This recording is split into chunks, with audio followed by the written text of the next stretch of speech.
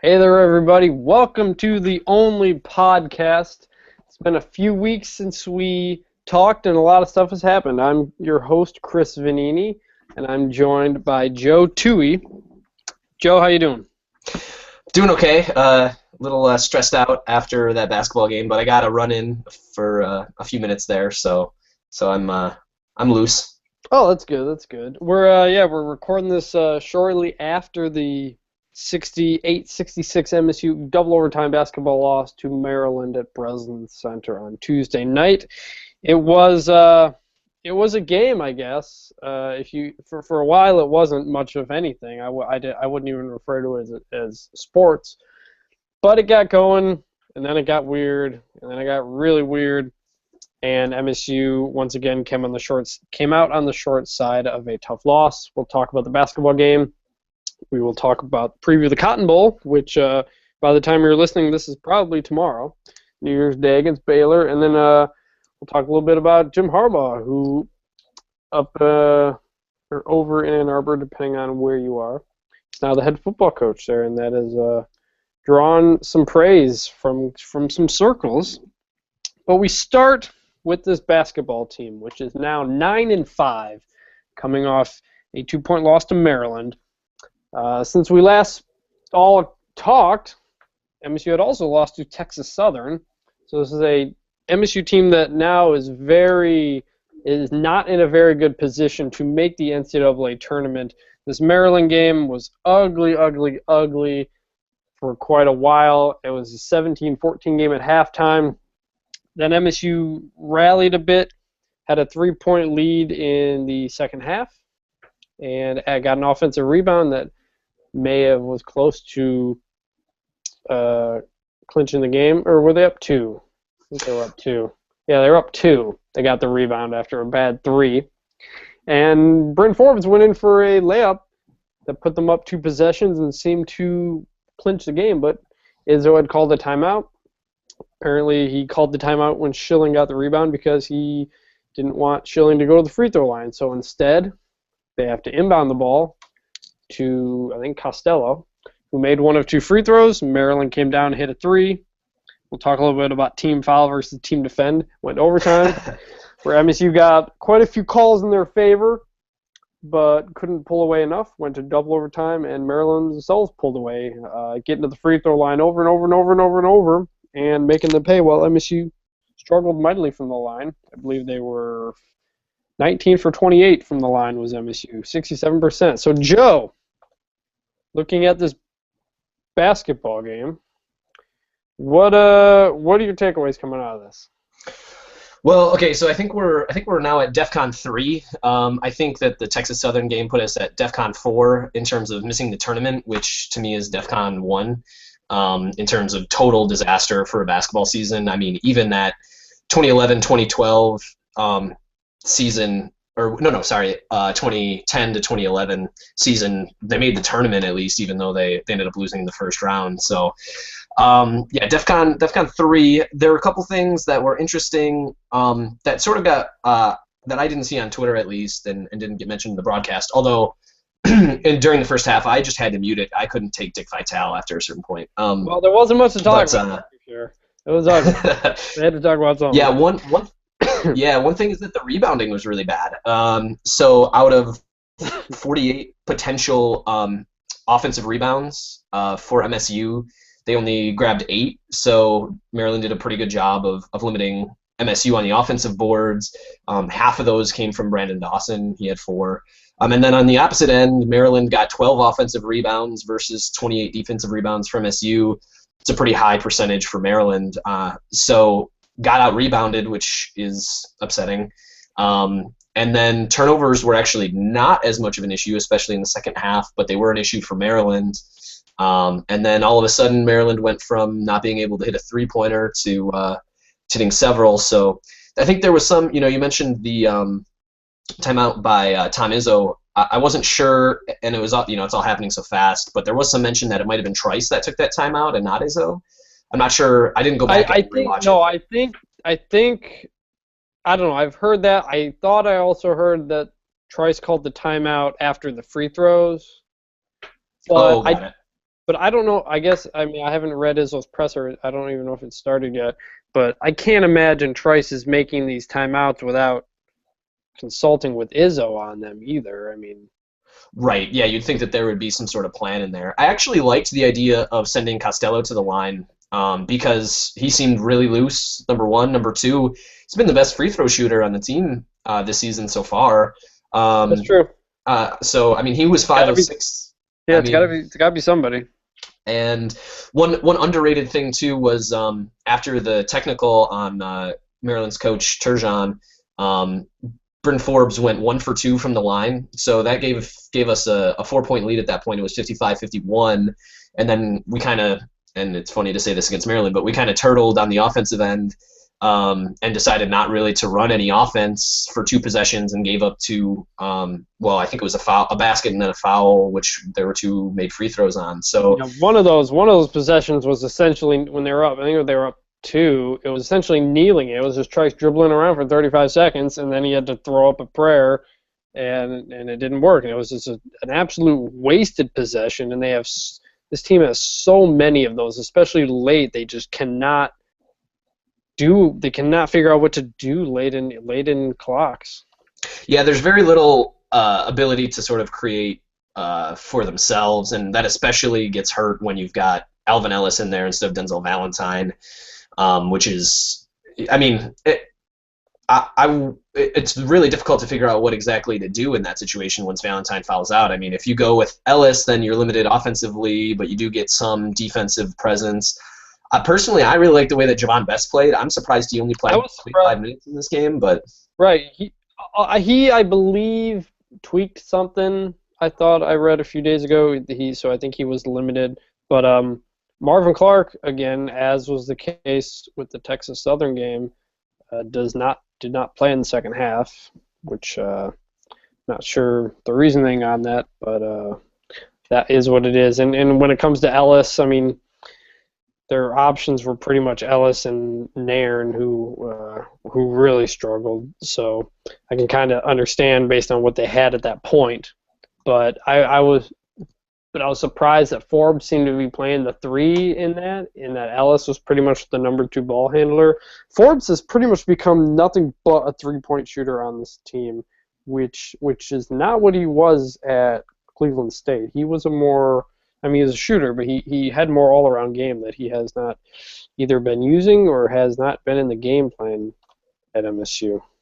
well, and one thing that I don't understand just in general, and this seemed to me to be the issue in the first half, was that the style of offense that we were playing, that MSU was playing, seemed very much like a attempt to get the ball in the post in an ISO to Dawson, Schilling, or Costello, and then a kick out to a shooter. But the problem was that the spacing, there wasn't great spacing. There wasn't a whole lot of ball rotation around the perimeter, and B, Maryland just did a pretty good job of keeping their defenders on an island where they were able to sort of double down on the post guy but also get back.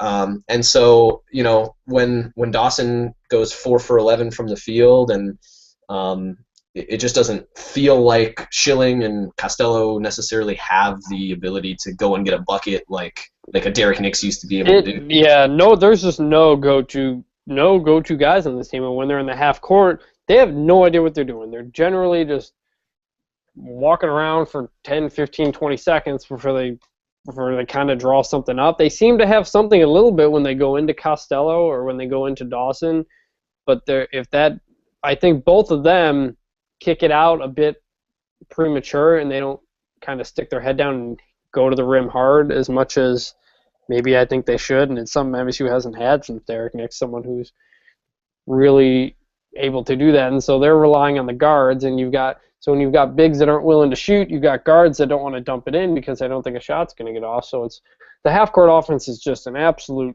mess. And coming into the season, we kind of knew this was a team of role players across the board, and it was pretty much just going to be an increase in usage for guys like Trice and Valentine. And Trice has been pretty good, Valentine's been pretty good, but neither of them are top number 1 guys, I think, on a team, and we're seeing that, and we're seeing a lack of execution. We're seeing a lack of, I don't even know what the word is, but someone who's willing to take the ball and make a play and can make a play.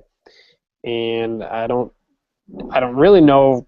It's not going to get much better because they're halfway through the season.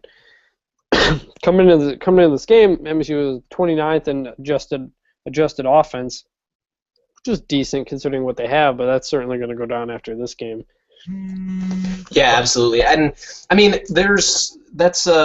it's interesting because it didn't seem at the beginning of the year. I mean, that Navy game was a little sloppy, but against bad teams, it seems like they're able to get the open threes that they need to generate the offense that does well.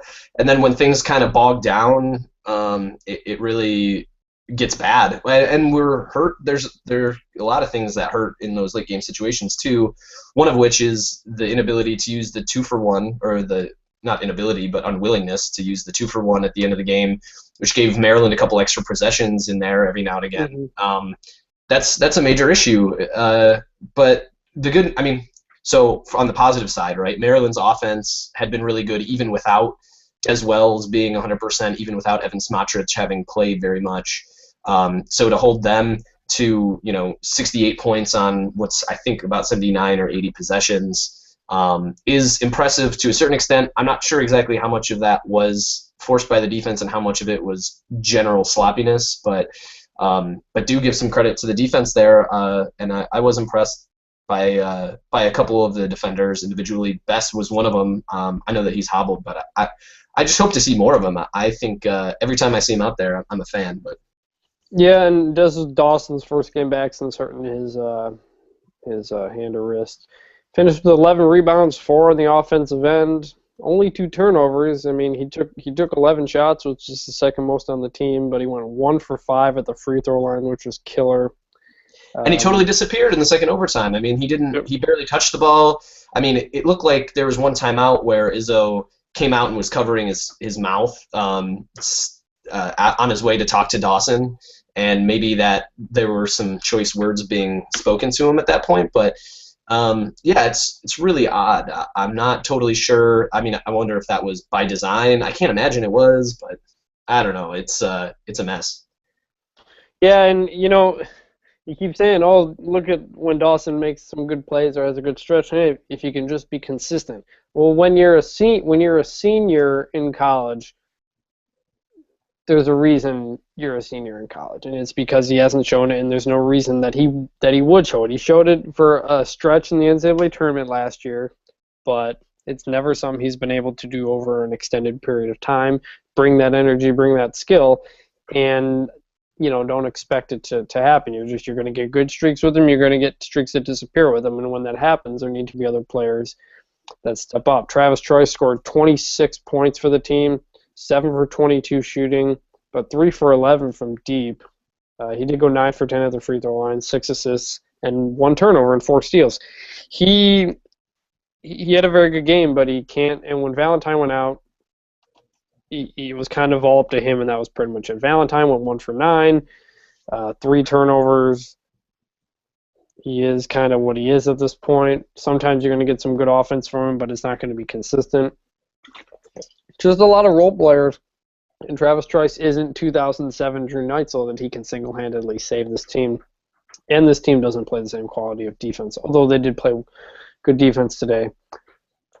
So they're sitting at 9-5 now. Chances of making the NCAA tournament are not good at this point. They've got a stretch of games coming up here that you think they got Indiana at home, Iowa on the road will be tough, but then Northwestern at home, Maryland on the road will be tough, Penn State at home. If you can get 4 out of those next 5, I think you have to get 3. You have to win the 3 home games. If you can get one of those road games, you can be in a little bit better position, maybe a third of the way through conference play, but they have no top 100 wins. It was the first time ever they came through non-conference play without a single top 100 win. And this was another opportunity to have one. If they hit free throws and can just not play terribly in the final minutes of games, they're not far off from being 13-1 with 3 top 100 wins and suddenly in a great position. I think they might be a little bit overrated if they were at that point, but it kind of feels like a position maybe like the 2012 football team where just late in games they just wilt every time, and you only have so many opportunities, and now they're in Big Ten play and they're running out of opportunities to make a case that they strongly belong in the NCAA tournament.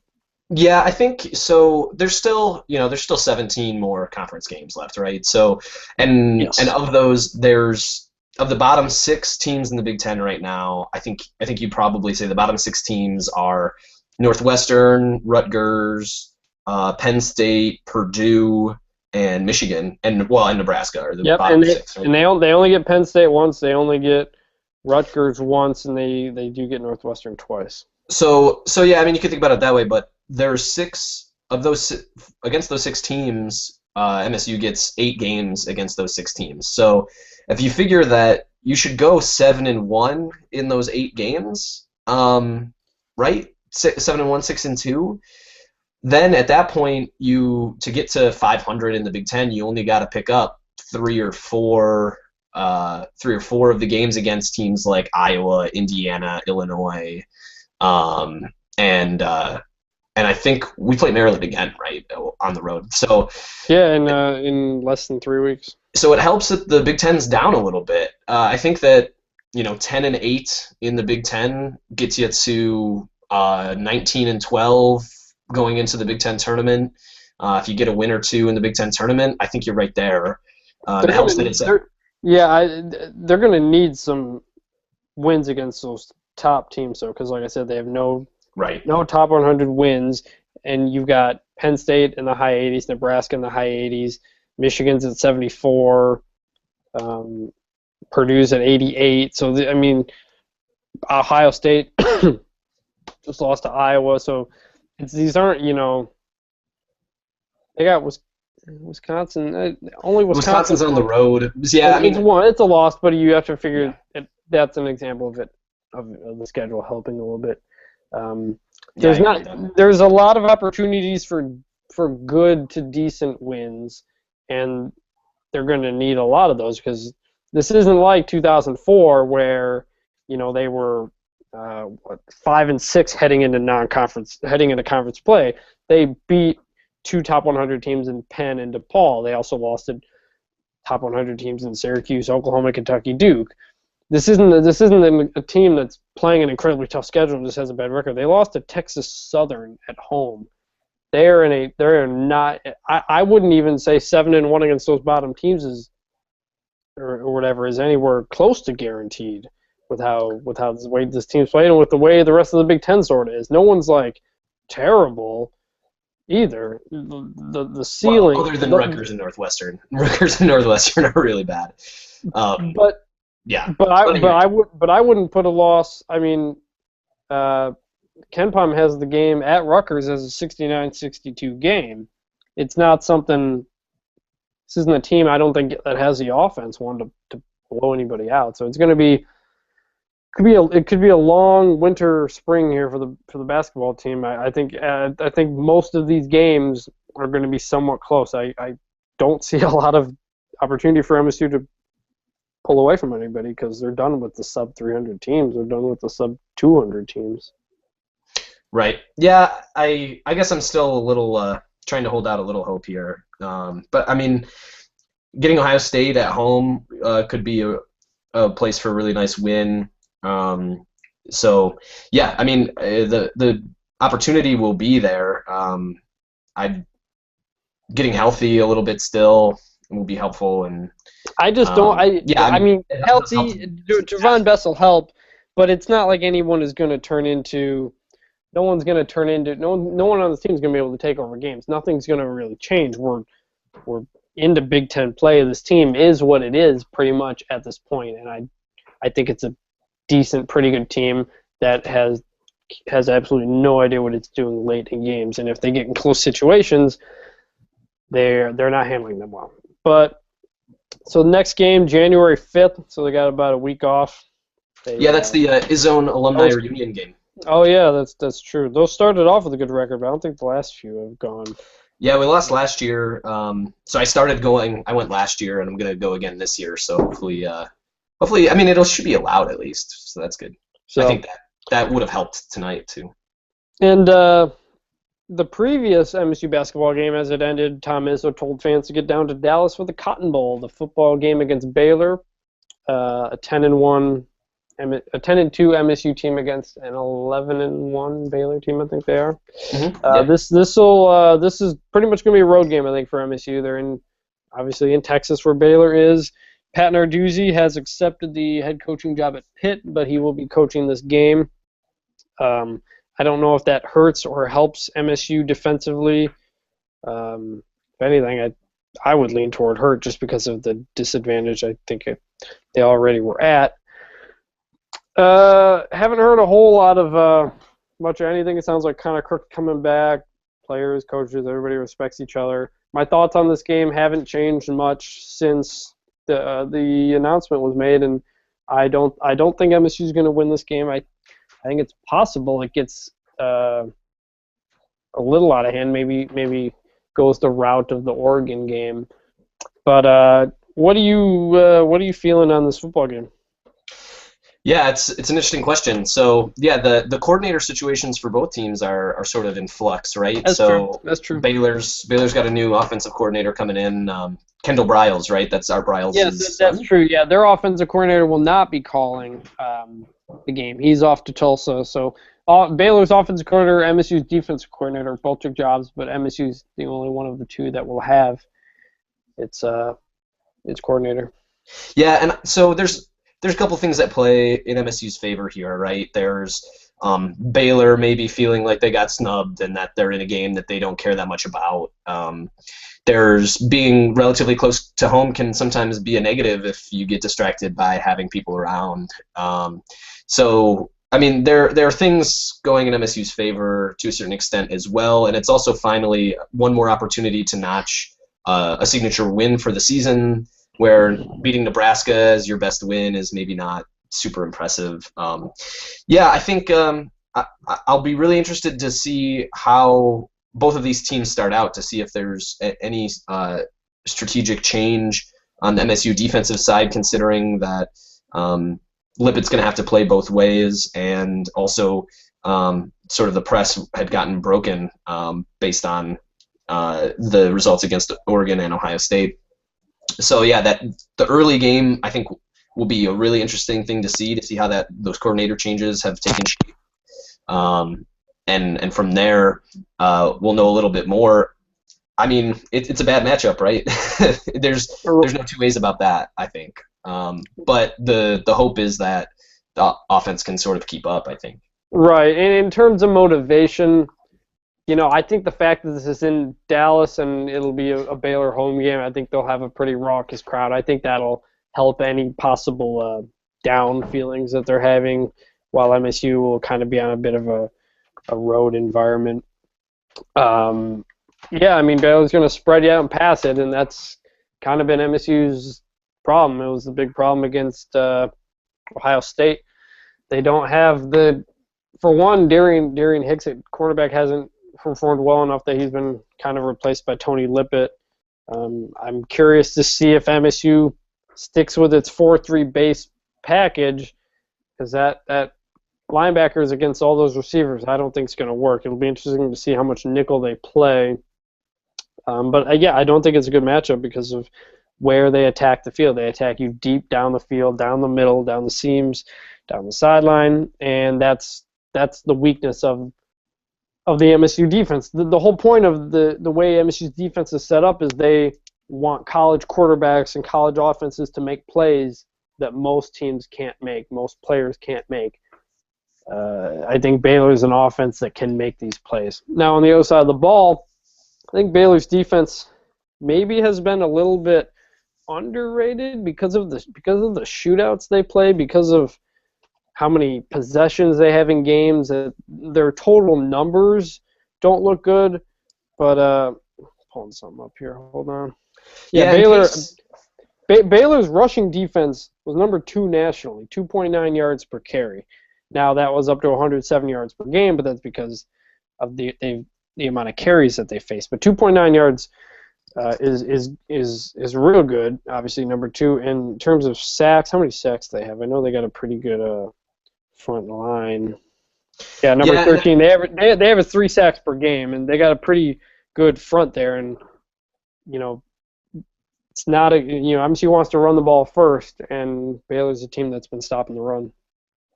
Yeah, and I would say pace is sort of an underexplored topic in sort of analytic circles, right?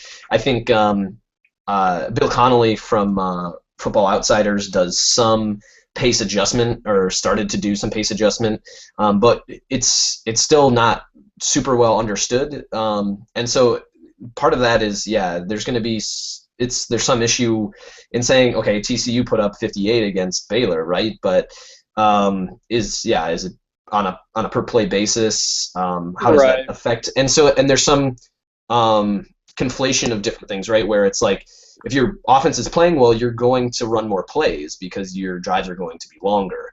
So if you think about pace in terms of number of plays, then it becomes an issue as well. So all of that's sort of underexplored, I think. And Baylor just subjectively plays up tempo, right? So time of possession is sort of a unicorn thing, but it will be interesting to take a look at, or just monitor as the game goes on. It will be important to keep possession. Yeah, the time of possession matters. I will say it matters if you don't give up the big plays, and this is an MSU defense that gives up the big plays, in which case the time of possession doesn't matter, because if the other team has a 50-second drive that ends up in a touchdown, you're going to get the ball more. Right, exactly. So, but on the defensive side, I'll be interested too to see how much Mylan Hicks plays at the star, if he actually starts out there. I think that's one adjustment that could be made to sort of stay in the base defense, but Mylan Hicks being recruited as a corner originally might give some additional flexibility with that base defense that has been drilled so hard, especially with Narduzzi sort of working on creating a staff at Pitt and all of these things. You got to figure that it would be very difficult to install a whole new package for this bowl game that wasn't already installed, right? No, and it's not a defense, and it's not a style that comes up with a whole bunch of stuff. Narduzzi's, I think, better at the in-game adjustments as opposed to the straight-up game plans. He's really good at making the adjustments in game, because you can prepare. You prepare all you want. They prepare for you the same way, so you're gonna have different things. But both teams, you do what you do, and I think that's generally how MSU is going to attack it. I'm just curious if they're going to come out in more of their base 4-3, or if there's going to be with Mylan Hicks presumably in there, or if they're going to try some nickel, because you're going to see a lot of spread out, a lot of run up and down the field, and obviously the defensive backs are better at that than the linebackers are. Yeah, it's concerning. I don't know enough to say at this point, what that strategy might look like. It'll be something to watch, and it will be interesting too, because it'll be a little bit of a referendum on the Big 12, since the Big 12 had such a bad day today, with a bunch of their teams losing. Or was that yesterday?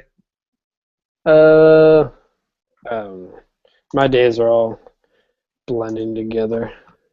But I think it was today, where the Big 12 had a bunch of different teams lose, and so it'll be interesting to see. With Clemson. Oklahoma lost, West Virginia lost.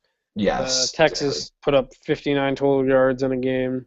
Exactly. Yeah. So. But I think it was clear that Baylor and TCU were also the class of the conference a bit. Although West Virginia's defense did slow down Baylor a bit there, so it'll be interesting to see how they go about that.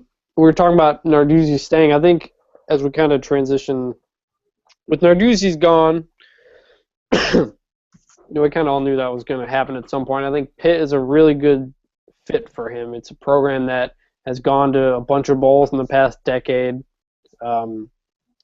They've been very right there in the middle, kind of above average for quite a while there. I was surprised to see at Narduzzi's press conference that he said he's not going to call the defensive plays, and he gave the impression he's going to be a bit of a hands-off head coach when it comes to his assistants, which is what Mark D'Antonio does, and which is what he learns under him. But Narduzzi's such a hands-on guy with the players. I kind of figured he would take a similar approach. And if you're MSU, it's good news that Harlan Barnett and Mike Trussell are both remaining as co-defensive coordinators. I think one of the two, or either or, were natural candidates to be a defensive coordinator under Narduzzi, but it doesn't appear he's going to be taking any of the defensive staff. The offensive staff is yet to be known, but Connor Cook was under the impression that quarterbacks coach Brad Salem would be remaining. Salem also received some interest from Vanderbilt. So I think if MSU only loses Narduzzi out of all of this, I think it's almost the best case scenario, because then you get Narduzzi to prove himself. And will or will not Narduzzi come back to MSU down the road? It all depends. For one, if Narduzzi is successful, I think if you were going to do this or the coach in waiting idea, I think having Narduzzi get head coaching experience somewhere and seeing what he can and can't do is a perfect trial. And once things get down to that point, but I think it's a good fit for Narduzzi. He seems to really be pleased with it. I think some MSU GAs might join his staff there at Pitt. But Joe, your thoughts on Narduzzi? Yeah, I think it's exciting for him, right? It's one of those things where I think Narduzzi leaving is similar to a guy leaving early for the NFL, right? Where there's a short-term loss, but there's a long-term gain in that there's a prestige level for the program. There's just in general, it's good to see that there's success that's breeding, desire for the assistants to leave. It's a far cry from 2009. And so, yeah, I mean, that's all really good. We knew it was going to happen eventually. I'm glad that it happened at Pitt. We get to follow Spilly for those for the Pitt updates, which will be great. At I am Spilly on Twitter. He's your go-to guy for Pitt. Yeah, he's hilarious. Great follow. So yeah, no, I'm thoroughly pleased. I couldn't be more happy for him. I mean, it'll be interesting too. So what you're talking about, you mentioned something that sort of turned on a light bulb in my head. So what you're talking about with the defensive style sounds like it could be a limiting factor, where you're saying that the whole defensive style is set up to stop big plays from happening for most college players, and that so maybe this year is a year in which MSU has seen sort of limitations of the defensive style going forward. And so that will be really interesting to see if that changes at all. I assume that cover 4 will be used just in general, but it might not be this specific flavor of it. But yeah, I mean, it could result in actually a higher ceiling for the program, depending on sort of how things go. Yeah, I am curious about the aggression and how much it does or doesn't change. Obviously, Narduzzi is an aggressive guy, and the aggression is built into the style of defense that they play.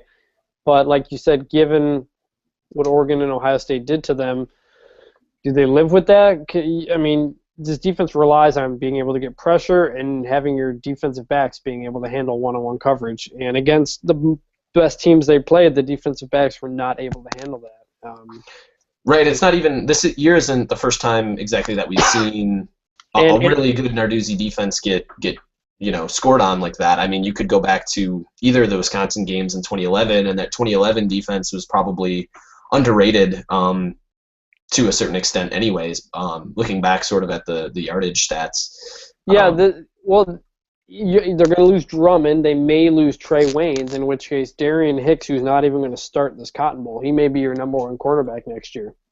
Are you really going to trust him and whoever you put at the number 2 corner to live on an island, right off the bat? Did they adjust the scheme? I'm very curious to see what they do in the offseason, because I don't think this exact style this year will work next year. I think the defense is naturally going to take a step back because of the players you're losing and the players and the coach you're losing.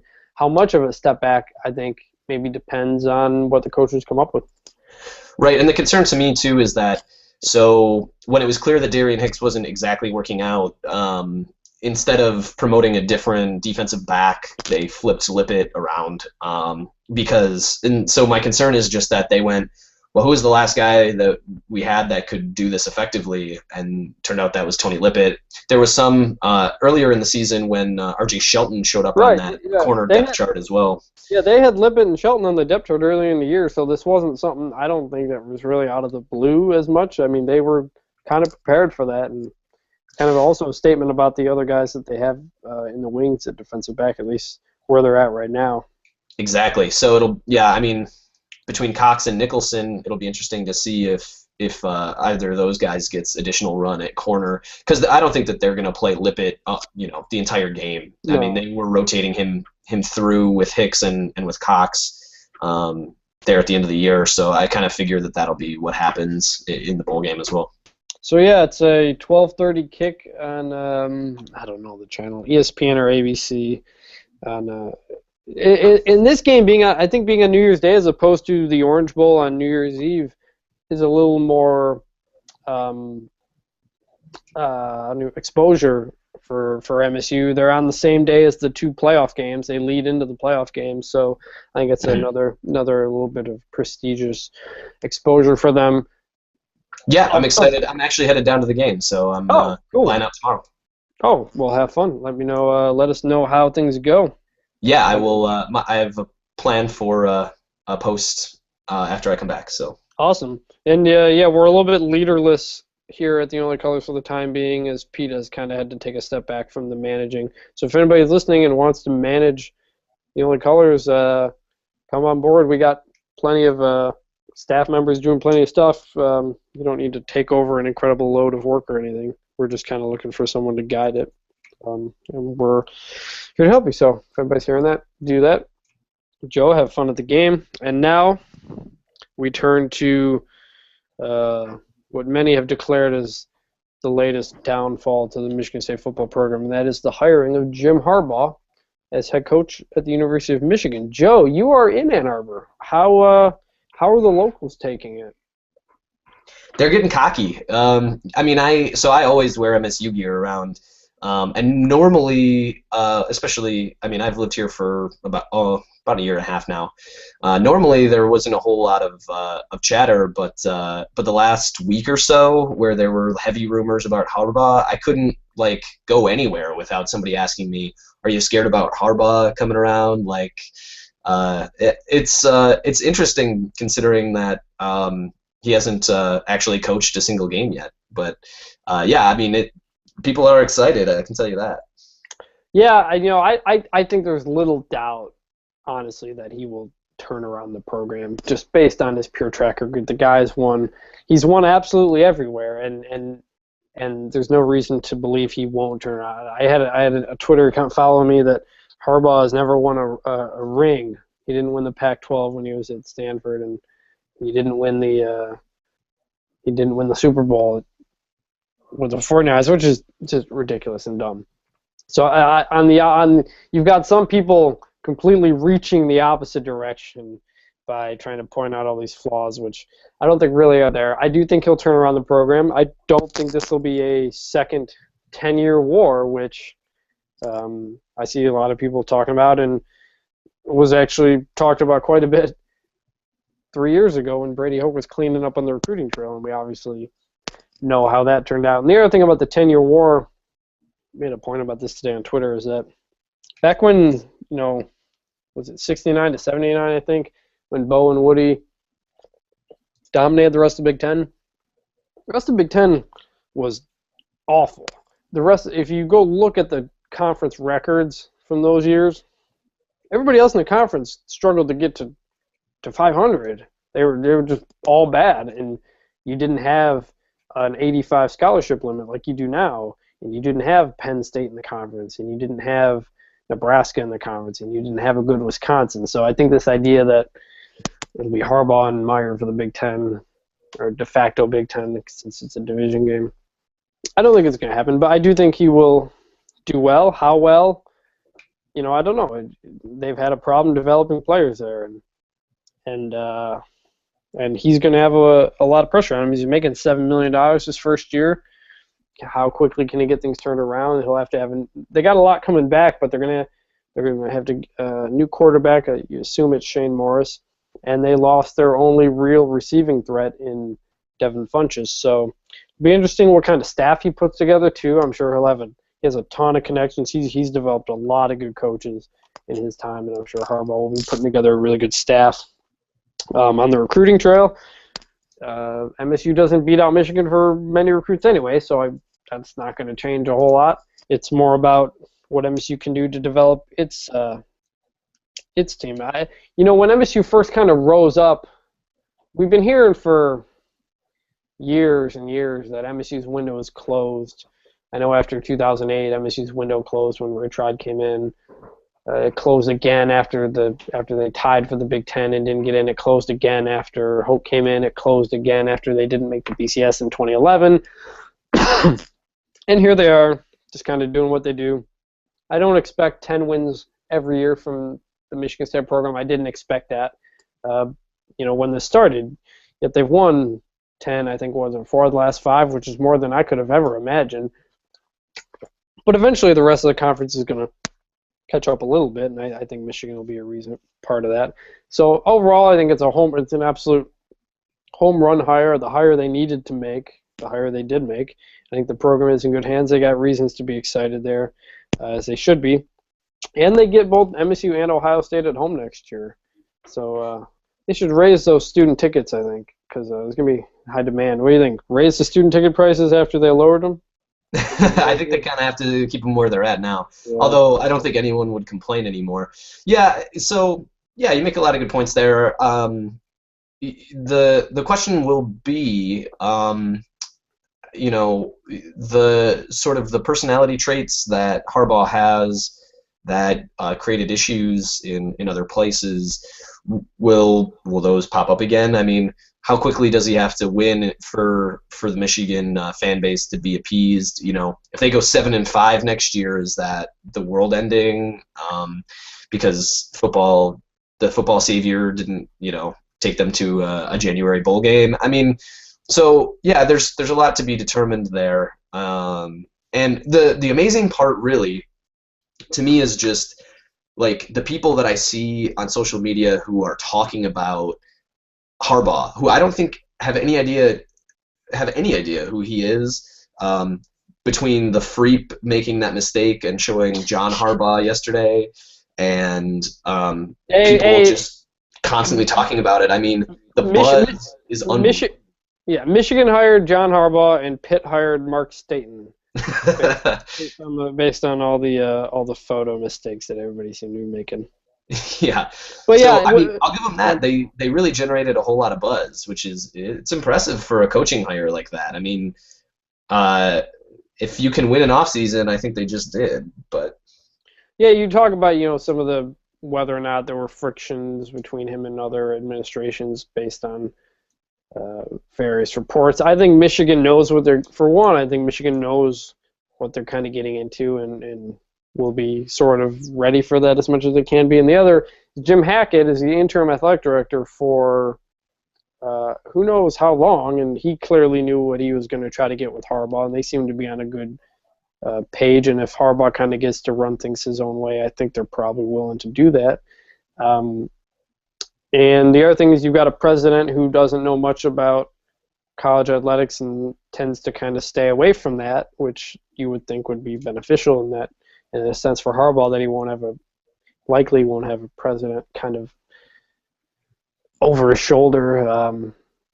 So I think they're ready for what Harbaugh brings. How long will he stay there? I don't know. You've got all these NFL reporters who are offended that he chose college football over the NFL.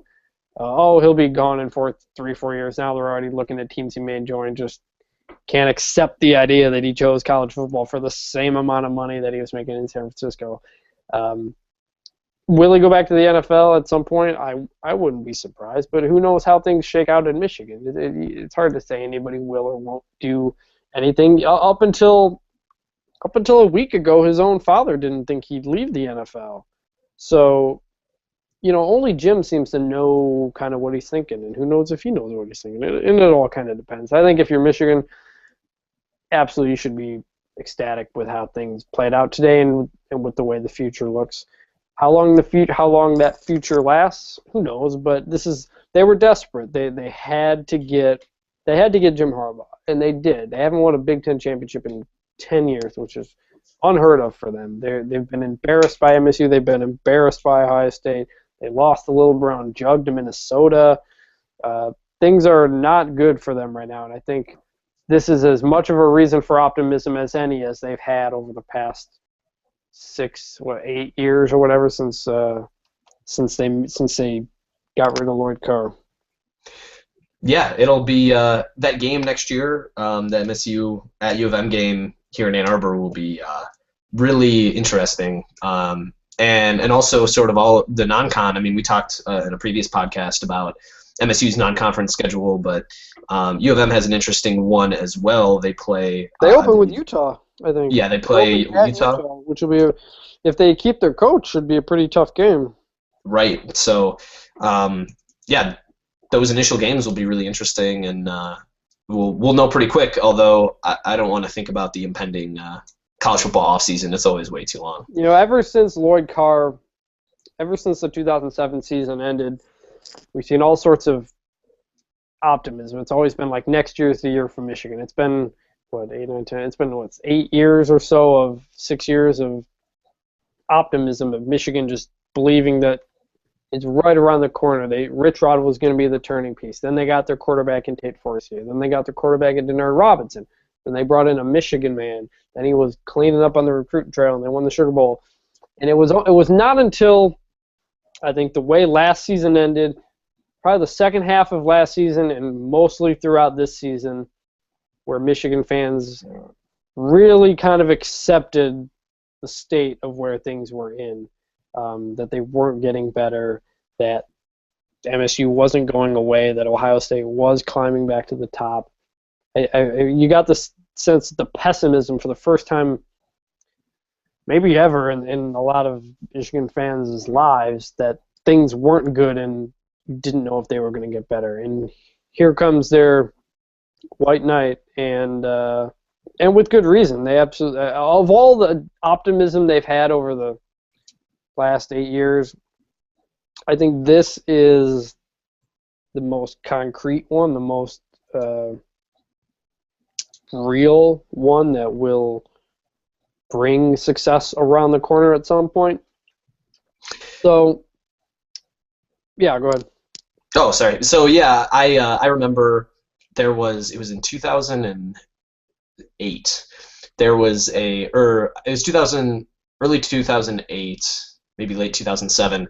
There was a Facebook group that was called the Mallett and McGuffey Dynasty, referring to Ryan Mallett and Sam McGuffey, and proclaiming that there's going to be a Michigan dynasty behind Ryan Mallett and Sam McGuffey. My phone, when I type in McGuffey, it autocorrects to McGuffied with an apostrophe D at the end of it. That's excellent.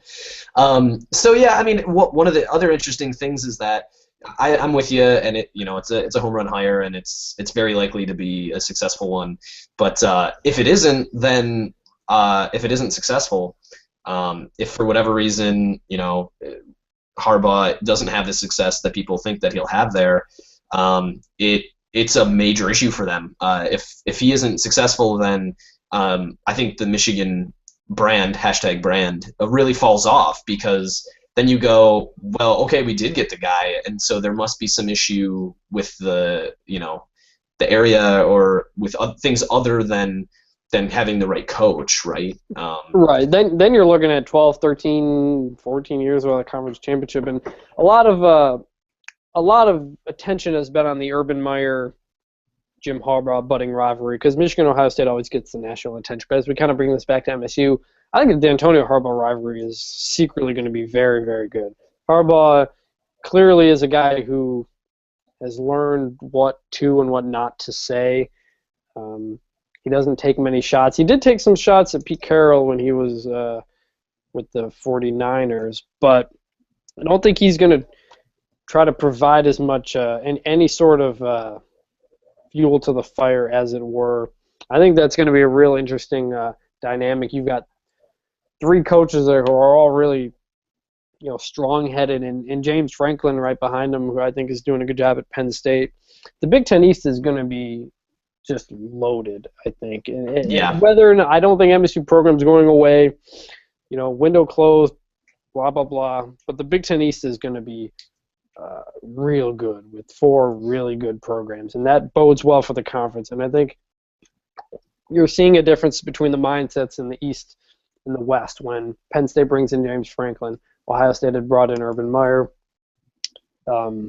Michigan State was willing to pay nearly $1 million for their coordinator, and Michigan brings in Jim Harbaugh. Meanwhile, on the other side, Wisconsin and Nebraska both bring in coaches who, one, posted 3 straight seasons of 6-6, and the other didn't make a bowl this year. And that's not to say they won't work out, but I think based on where those programs were at, fans maybe were expecting a little bit more, because the coaches are what's going to bring back the conference if that happens, because the players aren't going to be here. The quality players are just not in Big Ten country anymore. You have to develop them, and I think you're getting coaches who either can bring in talent or actually bring in talent or develop them. I think the Big Ten East is going to be good. I think the MSU-Michigan rivalry is going to be real good. The Michigan-Ohio State rivalry is going to get more attention and be real good. But I think it's good for the Big Ten that it has another program that is trying to be at the top, and that's what Michigan has done with the hire of Jim Harbaugh. So that'll wrap things up for us. Joe, did you want to add anything? No, I'm good. Look for I'll have I'm not sure what I'll title it, but a post about going to Dallas and my experience there up, along with some 5 factors, the final 5 factors for the year going up. So probably by Monday would be when that's going up. But thanks for listening, guys. If anybody else is going down, you too, Joe, travel safe, all that. Have fun. Hopefully it's a good game. So that's going to do it here. I'm Chris Vanini on Twitter at Chris Vanini. Joe's at Jobin2E, the number 2, the letter E.